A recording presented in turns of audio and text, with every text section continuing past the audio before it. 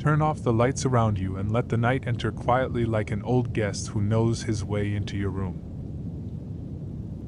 Take a deep breath and imagine the sea approaching you, its waves touching your fingers, its salty scent whispering in your ear.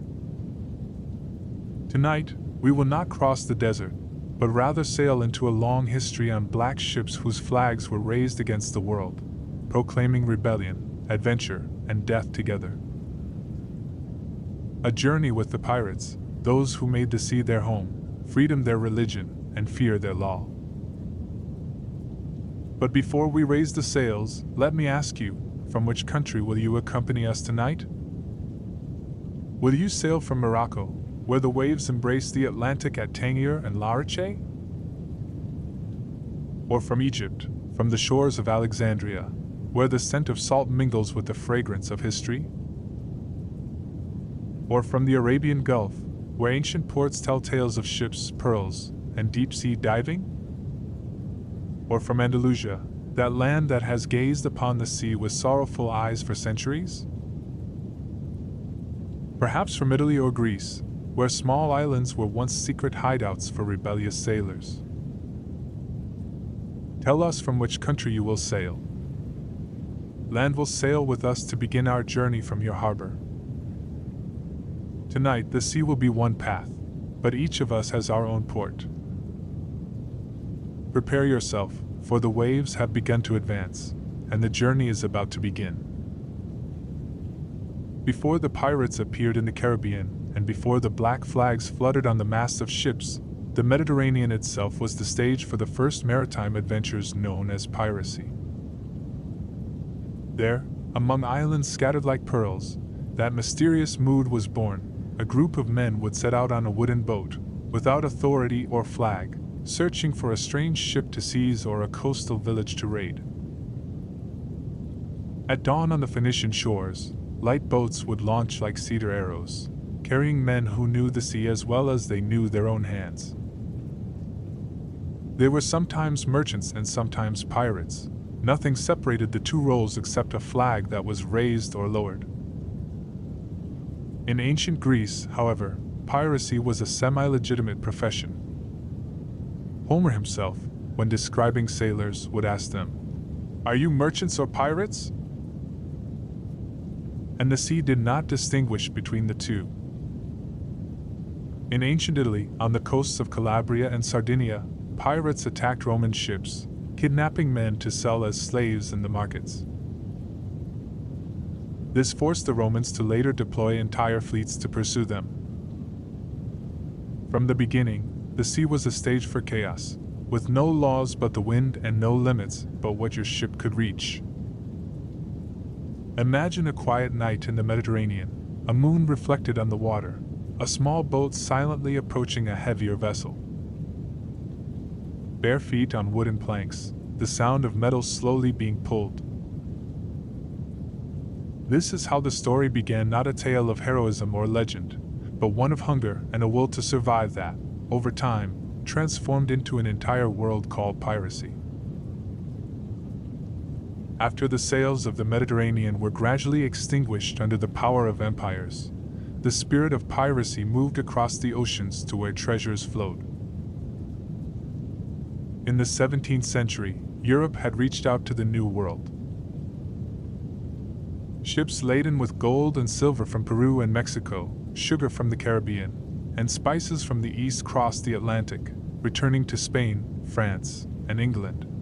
But where riches abound, and greedy men are born in the Bahamas, Jamaica, and Torto, new pirate dens sprang up, narrow harbors, wooden taverns, and men without a homeland or knowledge save their skulls and crossbones. They were a mix of fugitives from justice, discharged soldiers, runaway slaves, and even sailors weary of the cruelty of the royal fleet commanders, who found refuge in the sea and a new life in piracy. Though brief, imagine with me the harbor of New Providence in the Bahamas. Dozens of dilapidated ships, some covered in tattered rags instead of sails, but the hearts of those aboard feared nothing. The taverns resounded with seaside banquets, and cheap wine flowed like water. The night there was thick with smoke and the smell of salt, where deals were struck for the raid on a ship the next day, as if it were a game with no life or death involved. That was the dawn of the golden age of piracy, a period that history would forever remember, a century of blood and gold. And among the tales that will never sleep on the deck of a pirate ship, the sea wasn't the only enemy. Hunger, thirst, disease, and the harshness of the sun all besieged the men before the cannons did. Yet, despite this, a strange system, almost a crude democracy, governed everything. When you boarded a pirate ship, you wouldn't see a king or a prince. The captain was elected by the crew and could be dismissed if he failed or was cowardly in battle. Important decisions, like the destination or attacking a particular ship, were made by vote.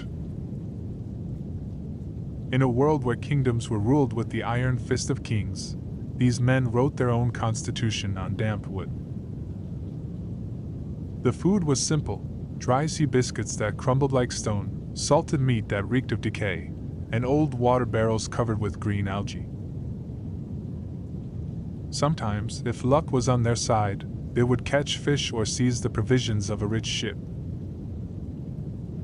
As for drink, rum was every pirate's companion, which they poured down their throats as if it were a medicine against fear. And songs had their place. They sang what was called sea chants, were communal songs that helped them tighten ropes, raise sails, or forget the death that might suddenly knock on the door. Their voices blended with the roar of the waves, making it seem as if the sea itself was singing along. The spoils were divided with strict fairness. The captain received a slightly larger share, but the rest of the crew took their agreed-upon portion. Even the surgeon who treated wounds and the carpenter who repaired wood had specific shares of the plunder. Thus, justice was found amidst the chaos, and piracy had restored to the sailors what the empires had stolen from them. But behind this daily life, a shadow always loomed, the shadow of death. The voyage could end at any moment, either by a cannon shot on the gallows, or by disease that reduced the body to weak bones on the high seas. Every sea has its heroes, and every darkness its specters. In the golden age of piracy, names emerged that became legends, sometimes greater than their actual existence. The most famous of them was Edward Teach, known as Blackbeard, a man of enormous stature with eyes like two embers and a thick, black beard that hung down. Like a dark forest on his chest, he wasn't content with the natural terror his appearance inspired. He would light burning wicks, placing them under his hat, so that clouds of smoke would rise from his head, making him look like a demon emerging from hell. His killing wasn't excessive. On the contrary, he knew that terror alone could sink an entire ship without him having to fire a single shot. Then there was Henry Morgan, the Welsh pirate who later became governor of Jamaica. He began his life as a sea robber, leading hungry men on raids against the coasts of Spain, burning cities and plundering gold. In one of his campaigns, he stormed Panama City and looted it to the last breath, so much so that even empires feared him. But unlike others, he wasn't hanged. Instead, he was knighted and became a man of the British Crown. This is how the sea could transform you from a criminal into a statesman. And we can't forget Charles Vane, the pirate who defied everyone but ended up a vagabond after his men deserted him, or Calco Jack, the man with the famous flag depicting a skull above two crossed swords, who became famous not because of his heroism, but because of his two companions, Anna Bonny and Mary Read. Two women who took up swords and fought alongside men, defying the conventions of a time that recognized nothing but swords and men. These faces were more than just names. They were legends carried on the waves, stories told by people in ports with a mixture of fear and admiration, even though most of them ended up on the gallows. or at the bottom of the sea, their memory never faded. They knew they wouldn't live long, but they wanted to live intensely, like a spark that burns the night sky before being extinguished. On the surface of the sea, the ship was the pirates' only home, not just floating wood, but a complete kingdom whose laws were written on boards and whose soldiers were the men's feet. Pirate ships weren't always as large as merchant or military vessels. They were often small and fast. They preferred what was called a baseboard, a light ship with 1 or 2 sails that could maneuver like a fish against large whales. Strength wasn't in size, but in lightness and the ability to appear and disappear in the blink of an eye. The deck was the stage for life. Here, white sails were raised, sometimes concealing a black flag with a skull and crossbones. Here, small cannons stood in rows, their metal rusted, but their sound terrified merchant ships.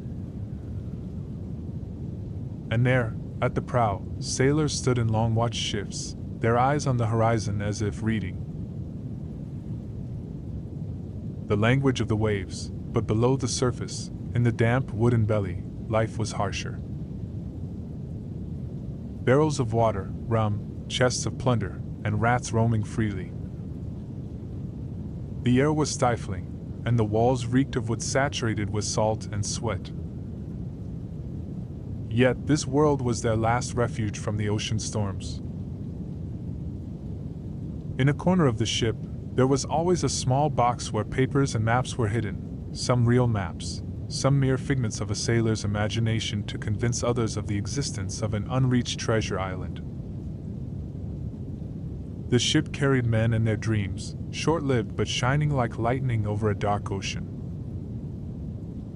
The ship was a home, a prison, and a moving graveyard. From its deck, most of the tales that have reached us about pirates were written. The world of pirates may seem chaotic, full of noise, blood, and rum, but surprisingly, they had strict laws known as the ship's articles. Each crew member wrote their own version, which was signed by the men one by one. Anyone who broke it faced consequences. The punishment was merciless. Imagine a worn wooden board on which words were written in chalk or ink. Words that may seem simple, but they were the constitution of a group that knew nothing but the sea. Among these laws were the fair division of spoils. No one was deprived, not even the surgeon and the carpenter, each receiving their share. The preservation of weapons was paramount. Each man was responsible for his rifle and sword, and any negligence was punishable. Silence was enforced at night after the lamps were extinguished. Noise was forbidden, as the ship might be close to an enemy lurking. Gambling was limited. It was sometimes permitted, but not to the extent of threatening the unity of the crew. Equality in punishment was enforced. Whoever stole had their nose cut off or was sent to a desolate island. There was also a strange but humane law.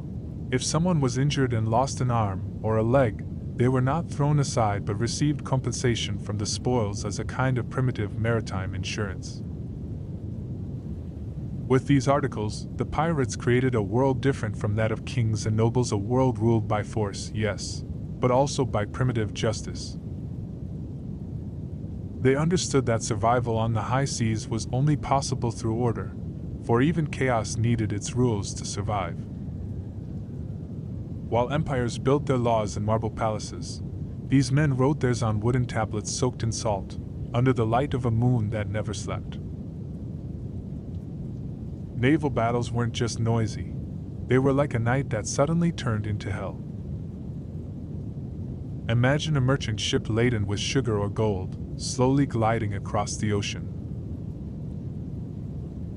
Its crew thinks they are safe until they suddenly see a black sail approaching from afar, like a shadow swallowing the horizon. When a pirate ship draws near, there's no time for negotiation. The first sound is the roar of small cannons, their booms shaking the chest, and gunpowder filling the air with a suffocating smell. Wood cracks, sails are torn, and sailors shout disjointed orders amidst the storm. But the pirates didn't rely on cannons alone. They preferred to get close until the ships were touching, then they would hurl iron grapples, attach them to the enemy's planks, and pull the ship toward them. Here began the moment everyone dreaded, close-quarters combat. Swords clashed, pistols fired from a distance of no more than an arm's length. Blood mingled with the seawater that splashed across the surface. Despite the chaos of battle, the pirates had their tactics. They knew where to strike, at the stern to disable the rudder, or on deck to bring down the enemy captain. They understood that terror alone could decide the fight faster than any sword. Then, when the enemy's world crumbled, silence would suddenly descend. Men would kneel, surrendering their weapons, and the ship would become booty. The pirate didn't waste time on idle talk. He took what he wanted, left what was useless, and sometimes burned the ship behind him, making it vanish as if it had never existed. Imagine the night after such a battle, the sea calm, but above its waters floated the remains of shattered wood, and the sound of a cannon still echoed in the survivors' memories. The sea itself, in those moments, seemed to be learning a new language, a language of fire and smoke in a world whose waves were controlled by men. Two women emerged from the shadows, turning the tables, Anna Bonny and Mary Read. They were not mere names on the margins, but two stories akin to legend, tales of flesh and blood that spoke of all the conventions of a time that recognized only with strength and swords. Bonny was born in Ireland, the illegitimate daughter of a wealthy man. She ran away from family life, married a sailor, then left him to join another man, the famous pirate Calco Jack. She wasn't content with the role of a woman behind the scenes. She took up her sword, went up on deck, and participated with the men in raids. They said her copper hair shone in the sun like a red spark, and that she was braver than many of those around her. As for Mary Read, she lived a strange life from childhood. Also born out of wedlock, her mother dressed her in boys' clothes to hide her secret. Moria grew up living as a man, working as a soldier, and then a sailor until fate led her to the sea. There, she found herself among pirates, and displayed a courage that made her companions treat her like one of them, not an exception. When Anne and Mary met, they became friends, swords inseparable in battle. They fought shoulder to shoulder, shouting with voices that pierced the smoke, and throwing themselves into the fire without fear. Some accounts even say in one of the attacks, they were the last to stand aboard the ship while the rest of the men fled. The sea itself had bestowed upon them a courage it had not granted to others. But the fate of pirates is never secure. Anne and Marie were captured along with Calco Jack after a crushing defeat. All were sentenced to death, but a simple fact saved the two: they were both pregnant at the time. The law did not permit the hanging of pregnant women, so they were temporarily spared. But history amplified their legend. Two women who defied the sea, swords, and society, inscribing their names on a dark page of history. Their existence reminded everyone of one truth: the sea does not distinguish between man and woman, but between those who dare to wield the sword and those who hide behind fear. The sea did not grant pirates long lives, but it always lured them with the allure of voyage. Their raids were not only aimed at killing, but also at what ships carried in their bellies: wooden chests filled with silver pieces, gold ingots, sachets of aromatic spices, and bottles of fine wine, once reserved for the palaces of kings. When they succeeded in capturing a ship, the moment everyone awaited would arrive: the division of the spoils. The crew would sit on the deck before the open chests, their faces gleaming in the moonlight like children before a feast. But despite the chaos, there was a strict system. The captain received a slightly larger share, the officers a smaller one, and then the crew equally. Even the surgeon who treated wounds and the carpenter who repaired the ship had a fixed share.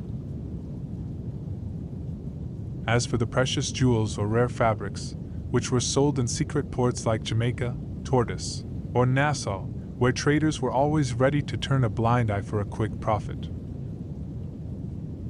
And there, deals are struck in dimly lit taverns, golden contracts recited by candlelight as rum is poured into wooden goblets. But not everything is divided equally. Some treasures remain a mystery, hidden on unknown islands or buried beneath the sand. Tales of Treasure Island didn't spring from nothing. Some pirates, on the verge of capture or death, hid their riches in distant places, leaving behind incomplete maps or coded words. And to this day, people still dream of finding those buried treasures beneath silent palm trees or in caves untouched by daylight. But the truth, known to every sailor, is that the greatest treasure was not gold or jewels, but the moment of freedom itself, when the pirate stood at the prow of the ship, the wind whipping his face and the whole sea before him. That feeling, for them, was more precious than all the treasure chests on earth could hold. The sea was not the only home of pirates. They needed harbors to which they could retreat, places where they could leave their plunder, reload their ships, and sink at night. Wine and noise, and among all the ports, 3 names stood out, becoming legendary: Tortoise, Nassau, and Jamaica. Tortoise, the small island near Haiti, was like an open wound in the body of the Caribbean. Its wooden bars teemed with men, the sounds of singing mingled with the shouts of fights, and smoke filled the alleys. The island itself was slowly burning. There, at night, jewels and silver were sold not in the markets, but in secret cellars under the light of a candle whose flame danced over countless gold coins.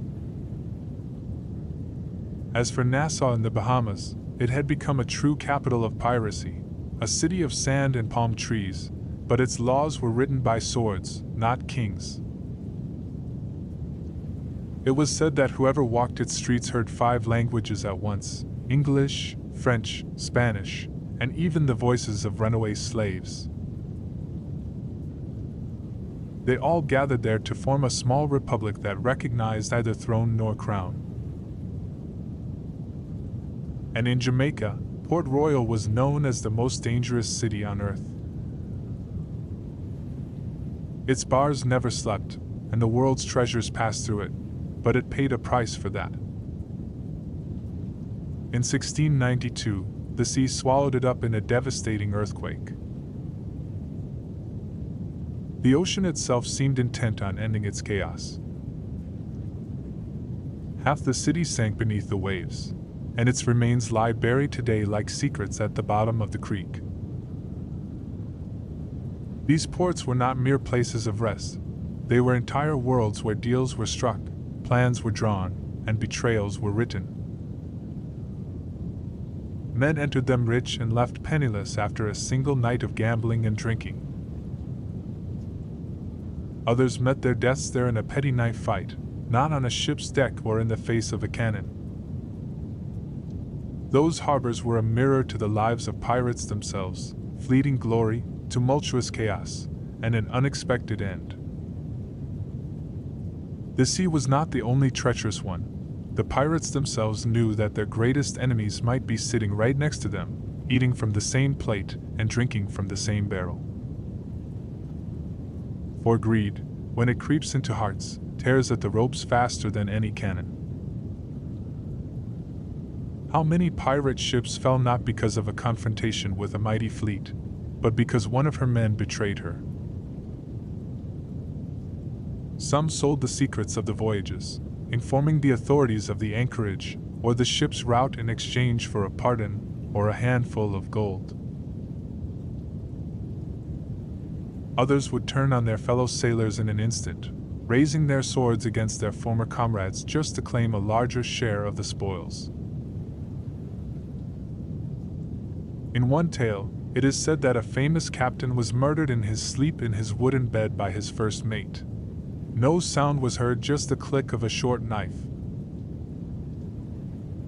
Then, with the first light of dawn, his body was thrown into the sea. When the traitor was asked why he did it, he simply replied, "Because I deserved to be the captain." Sometimes, betrayal came from the captain himself. Some, when the pursuit by fleets intensified, would abandon their men to their fate, fleeing in a small ship laden with gold, leaving the crew to face the gallows or the bullet.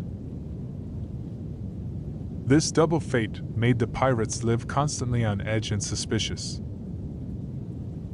They slept with their hands on the hilts of their swords, knowing that danger might come not from the horizon, but from beneath their feet.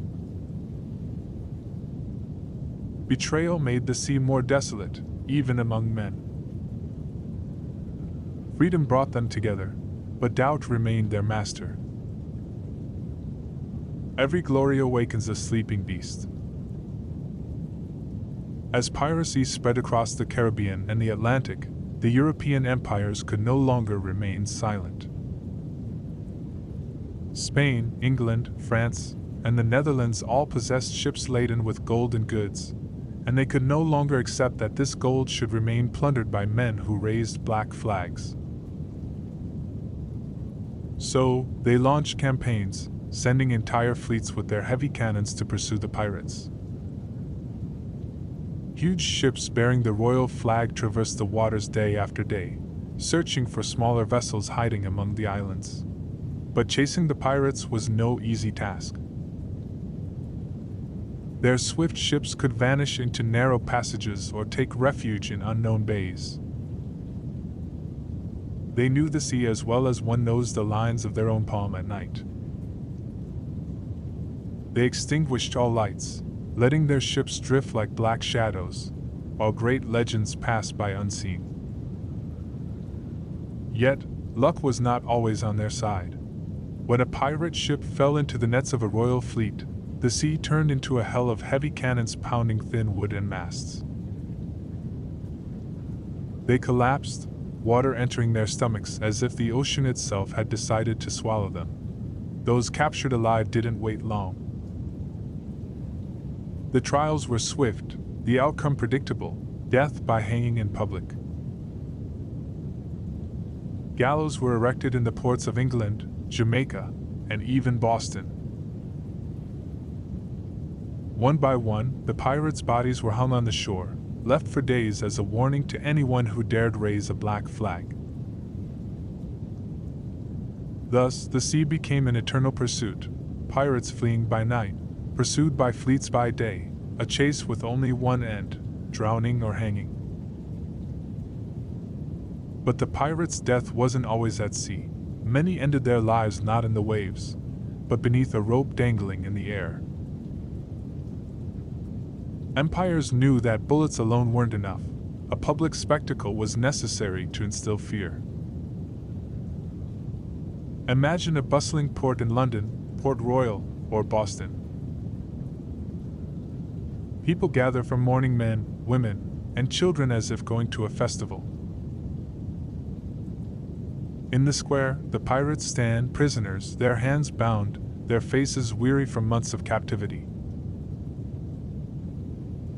But their eyes alone still held the mysterious spark, the glimmer of freedom that the chains couldn't extinguish. When the sentence is read, no one is surprised: death by hanging until the very last breath. The pirate is led to the gallows, his steps slow but steady, as if he knew this was the last play he would ever perform. Some were shouting defiantly, cursing kings and sultans. Others were smiling mockingly, laughing at death as if it were an old friend. History tells us that some pirates uttered words that still resonate today, such as one who said, "He who lives free for one day is better than he who lives as a slave for 1,000 years." Then the rope was pulled, and the body shuddered in the air while the crowds cheered and clapped as if they had triumphed over a monster. But after the crowd dispersed, the body remained hanging for days, waving in the wind, a lesson for anyone who dreamed of raising a black flag. The gallows was not merely physical death, but an official declaration from the kings that the age of piracy was nearing its end. Yet, every time a pirate ascended the gallows and faced death with a smile, he left behind an indelible memory. What made men throw themselves into the unknown, living as fugitives, knowing their end was either drowning or the gallows? The answer is simply one word: freedom. On land, everything was governed by the authority of kings, taxes, the cruelty of leaders, and laws not written by the poor. But at sea, the pirates found a world without thrones or borders. They said the ocean was the only king, and its wind was the law. The prison guards fled, the soldiers tired of serving kings whose names they didn't know, the sailors, whose wages had all been stolen, found in piracy a chance to live one day with dignity instead of 1,000 days in slavery. Even runaway slaves found a new life on a pirate's ship. Men who wouldn't ask where you came from would ask if you dared to fight with them. This freedom wasn't ideal. It was harsh and fraught with danger, but for them, it was more precious than gold itself.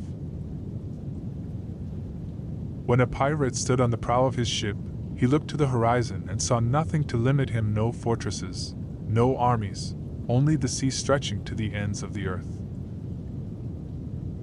That sight alone was enough to make them endure hunger, fear, and even death.